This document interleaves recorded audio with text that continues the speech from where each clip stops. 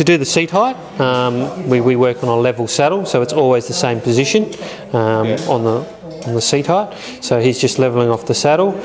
He has marked the saddle with a bit of tape, so that is his centre point of the saddle. So that's where all his measurements will come from. So it's not just like a guess, or he's not going from the front of the saddle and then the back of the saddle. So every measurement will come from the same point. So we've marked the saddle on his previous bike and taken all of the measurements from his previous bike, and now we're translating that onto the new frame.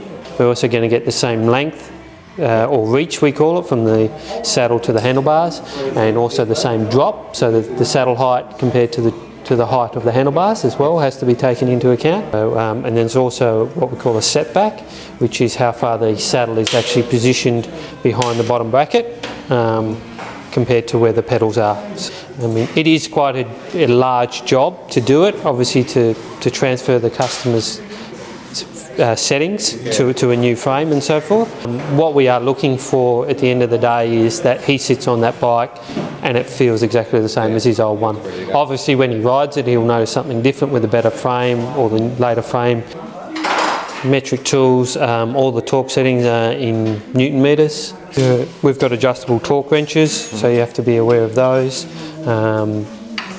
So we've also got some basically what they call a DAG tool, which checks the alignment of the derailleur hanger.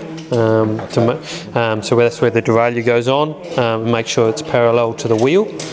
Basically what he's doing now is he's just measuring how far the saddle is behind the bottom bracket. So it's just, again, marking it all with tape. Then he's also got a measurement from the bars as well. So so he'll measure that as well.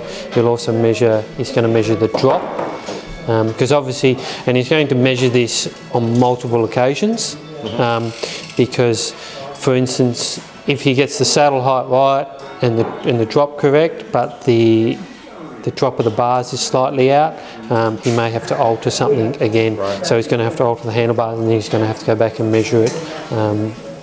And sometimes it's a case of different frame manufacturers, they change the frame size slightly by a couple of mil, so slight variance. So he has to basically work out the perfect in between the seat behind the saddle and the bar.